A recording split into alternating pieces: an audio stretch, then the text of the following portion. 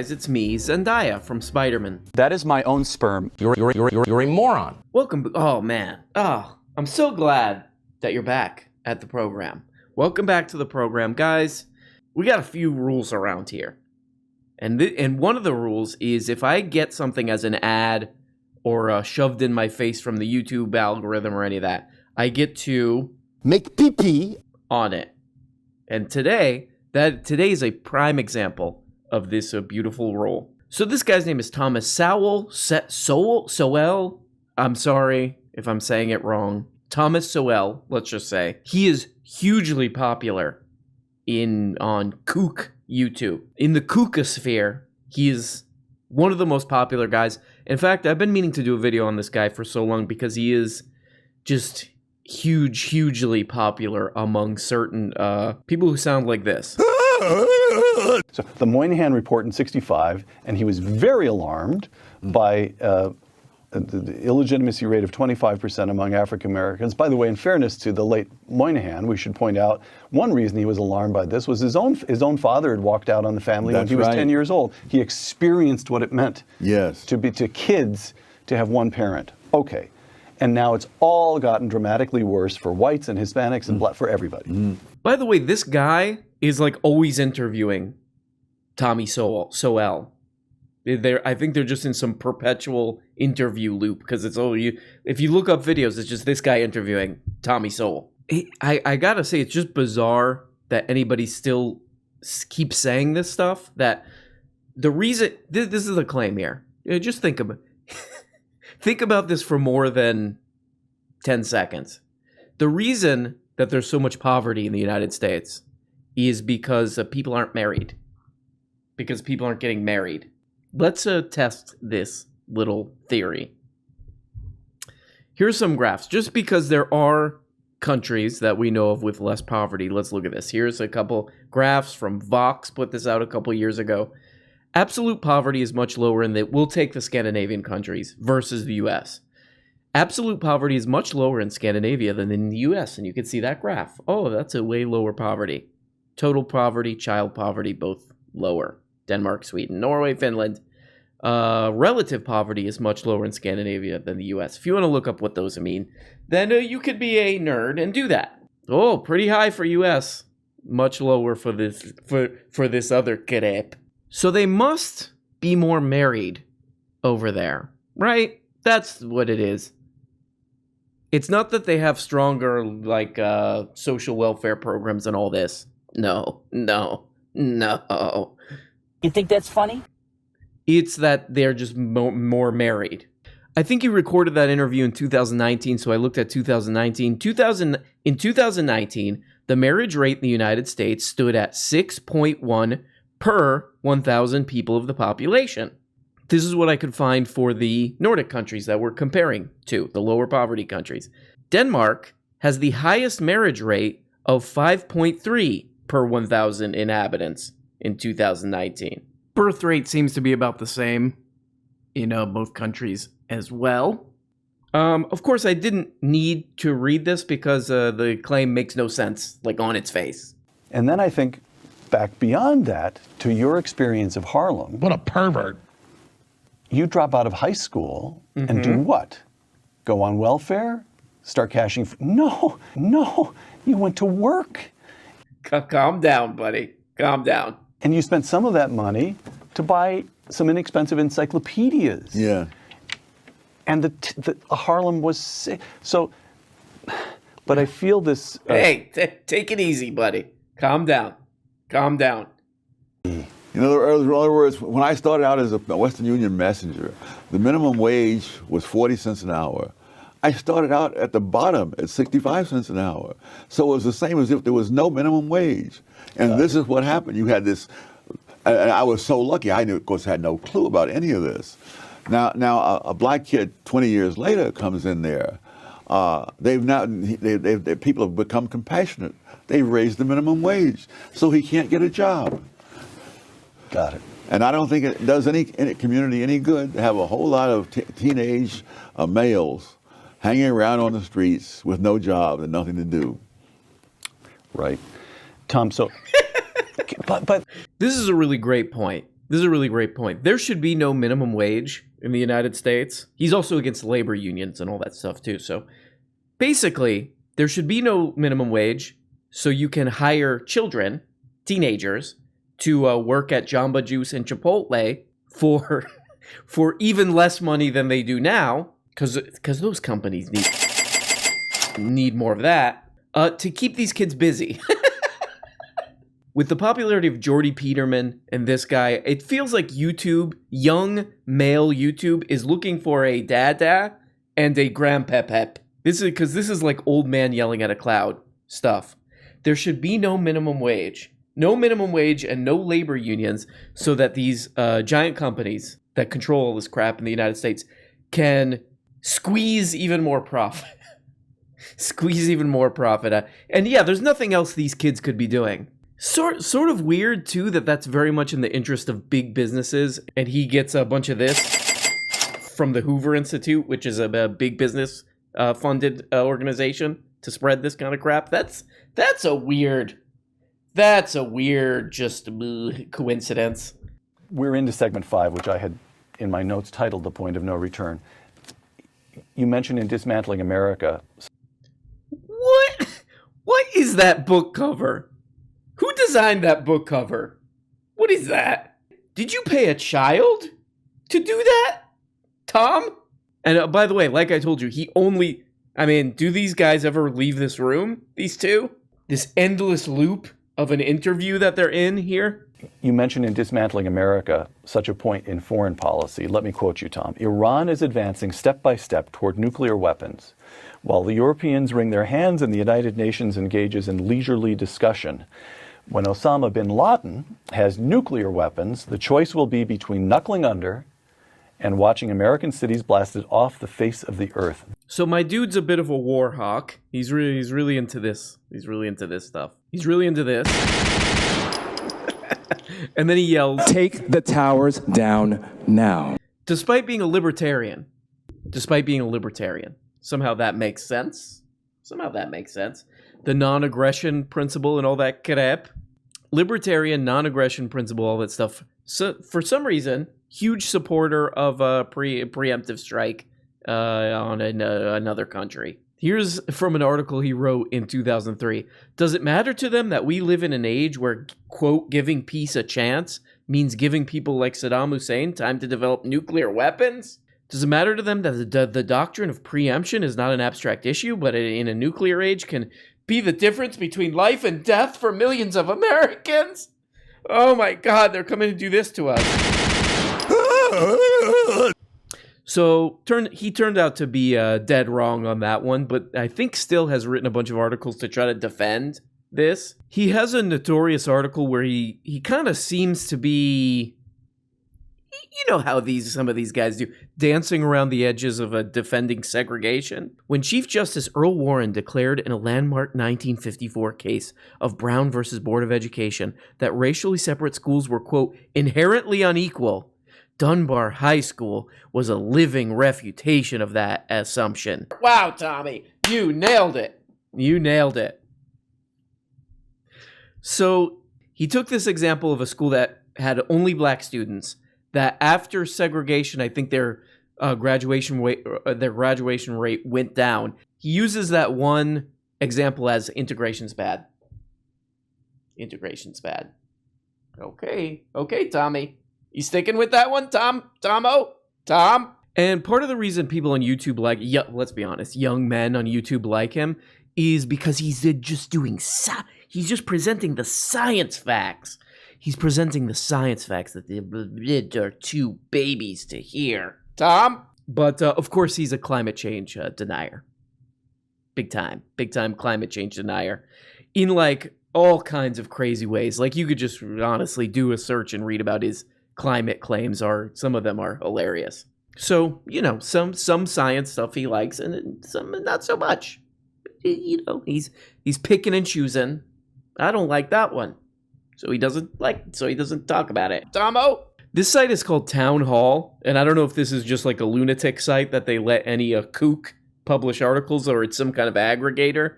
But I do think this is just some like lunatic MAGA right-wing site now. Academics who jump on the global warming bandwagon, this is Tommy, are far more likely to get big research grants than those who express doubts. And research is the lifeblood of academic career and leading universities. In other words, the only reason that people are doing this publishing this climate change research is to get grant money. It's a fraud, Dumbo. All his fans seem to be these kind of like young libertarian guys. And I found there's a lot of fans of his uploading videos and... Thomas Sowell explained visually. Okay. Today we'll talk about minimum wage, and it's based mainly on the book Discrimination and Disparities. Now, for this first scenario, we are talking about no minimum wage. No minimum wage, racist boss. Discrimination number 2. Again, no minimum wage here, and a racist boss. The racist boss does not have to pay anyone a minimum wage. He has 2 people that come in for jobs. He has an unqualified green person. Hey, that's his guys, green people, but he's unqualified, unskilled, no experience. And then there is a blue person, which he doesn't like because, again, he's a racist that is of his race, but his business will suffer if he hires him. He's going to pay the cost for being racist because his business is going to employ someone who is not skilled, who is inexperienced. Minimum wage is in play. We have a minimum wage.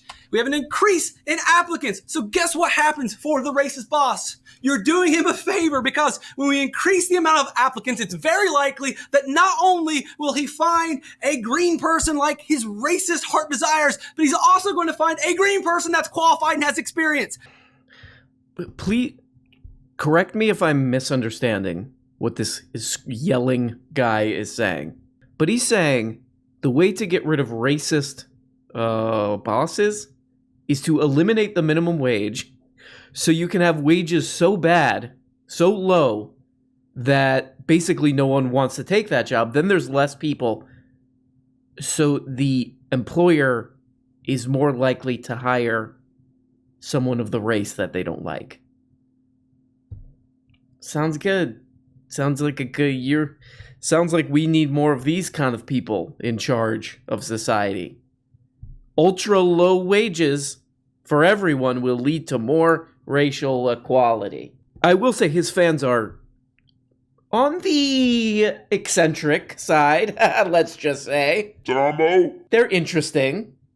I bet that moron's a fan of him too. One thing that these kind of like libertarian kooks and just like, I don't know what you would call them, like right-wing and nuts or whatever, is they have this little trope or something that they do where they're like, you don't understand economics. But it's funny because when somebody says you don't understand economics, it's almost like proving that they don't understand economics. They are screwing the people at the very bottom.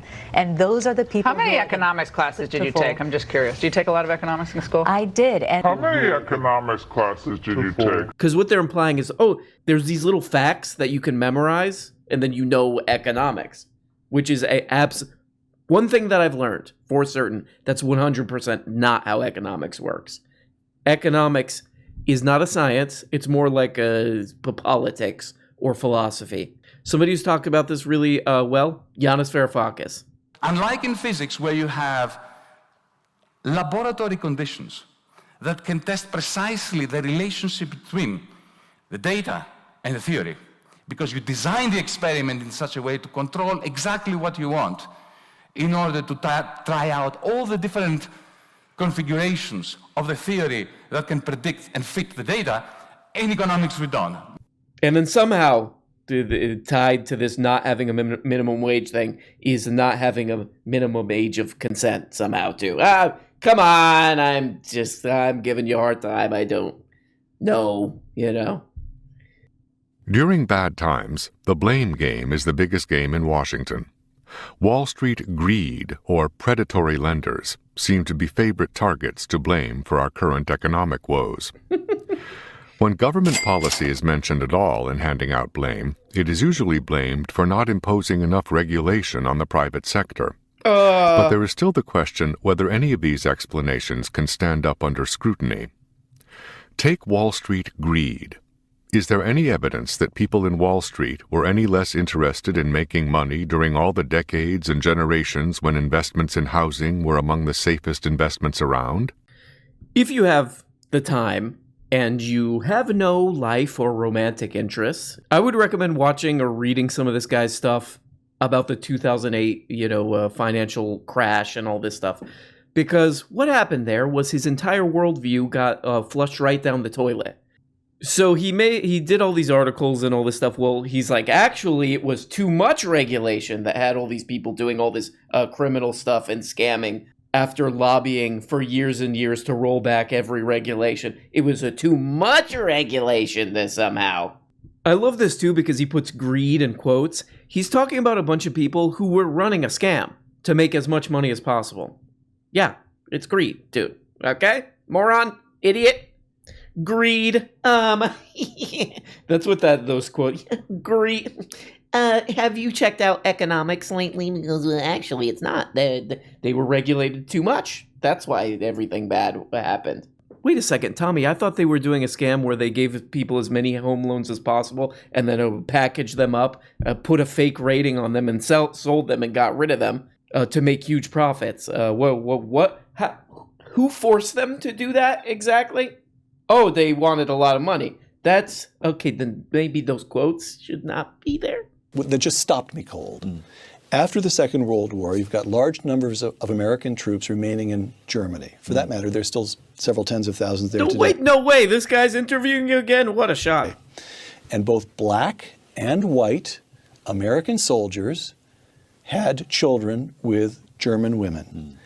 Oh boy, here we go. And Flynn discovered that those children growing up in Germany showed no IQ differences at all. The black kids and the white kids, the same.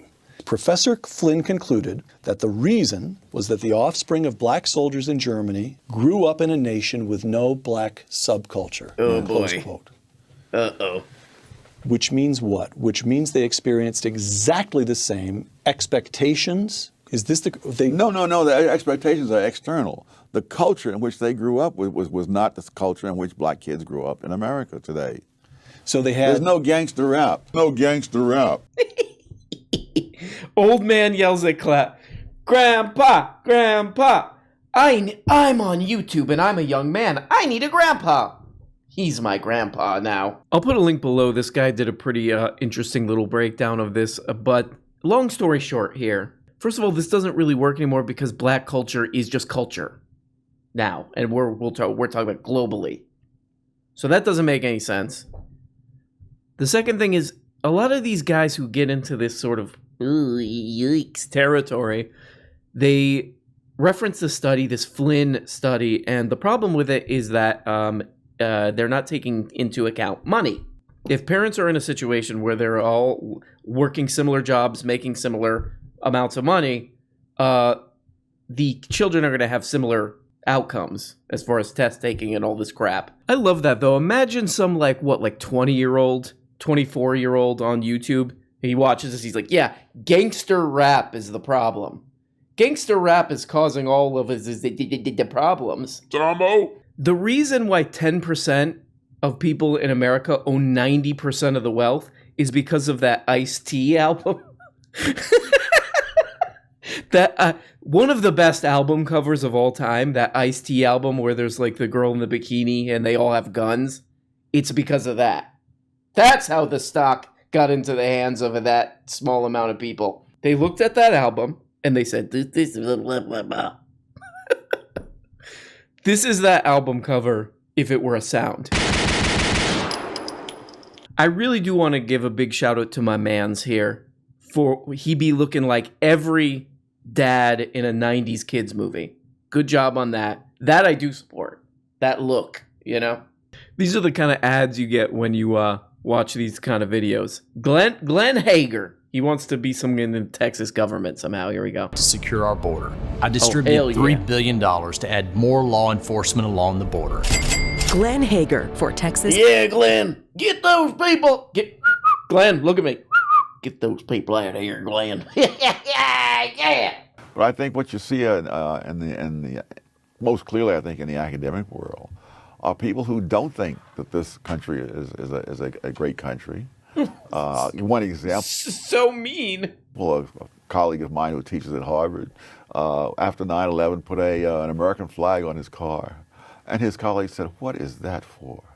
When I visited Berkeley in the aftermath of 9/11, when there were flags everywhere, I did not see one flag on the Berkeley campus on any of those expensive houses. Now we're talking. This is now we have proof that YouTube, all these young men on YouTube looking for a grandpa, have found a true intellectual with sound reasoning and all this crap, wandering around his neighborhood, counting how many people have American flags. I hope he did confront a few of his neighbors. Get a flag up! Get a flag up! This video is about, it's called Dismantling America. It's from 2000, it's probably, they uploaded it in 2010. It's got almost 2 million views. He thought Obama was like a radical leftist. There's tons of videos where this Marxist. He's not, I would say, the sharpest political mind out there, but that's okay because there's another video of him where he's talking about Noam Chomsky and he says, "You can't trust public intellectuals." Done, Tommy. Tomo, consider it done. So there we go. YouTube's grandpep,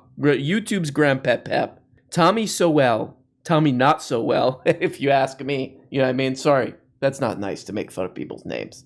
Let's keep it real, guys. He engages in a lot of corporate communism. A lot of confused people on YouTube, and I'm one of them, And a big shout out to all you guys.